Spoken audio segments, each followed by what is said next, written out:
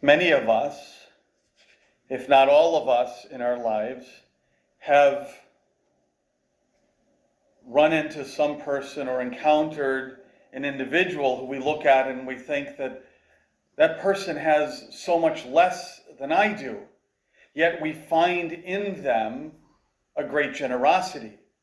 We encounter somebody who would have every right to be angry at the world, yet they are able to live in a loving, selfless manner.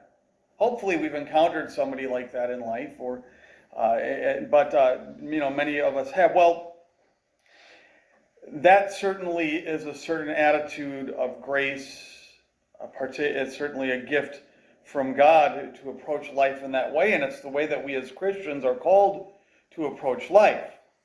Well, today we celebrate the feast of St. Peter Armengol, who didn't always encompass in his life that attitude. Certainly Peter came from a family that wasn't destitute. His father was part of the nobility and a man of some influence in the Tarragona region of Spain, the Kingdom of Aragon. But Peter, nonetheless, grew up in his youth angry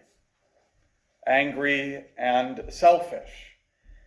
And that anger and selfishness began to manifest itself in his youth, that he found pleasure in terrorizing others as a bandit, stealing, finding pleasure in taking what was not his, trying to gain the world, so to speak, through his own power.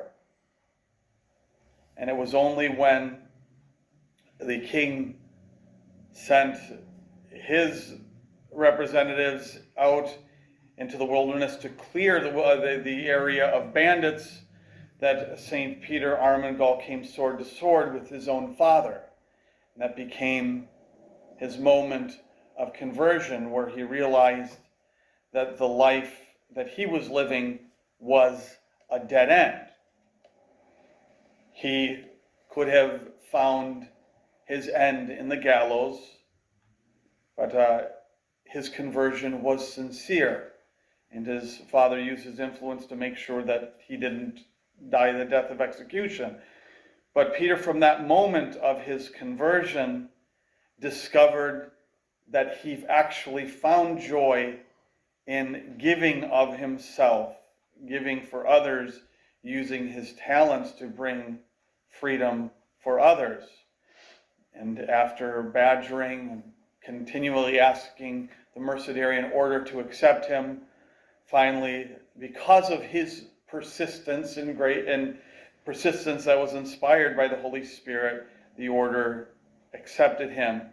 And his life as a Mercedarian was one where he willingly offered himself for the captives in one of his ransom missions to northern Africa. He gave of himself, was hanged, his neck broke, but he did not die at that moment. Through the intercession of Our Lady, he was sustained until others found him and cut him down from the gallows, the gallows in which he gave himself freely, not the gallows that he had deserved in his youth from his criminality. He ended up giving of himself freely and offering himself, but he did not die at that point, and went back and lived a life in the friary, lived a life of contemplation the rest of his life, with a crooked neck because of his broken neck, suffering pain and offering that for the other ransomers and for the captives. And so when his sanctity after his death was investigated, and it was recognized that this indeed was a saint. When he was canonized as a martyr for the suffering that he willingly endured for the captives and for his brothers. Perhaps we in our own lives are angry or think that we deserve more than what we have been given. Maybe we know somebody who is going through life angry and living selfishly.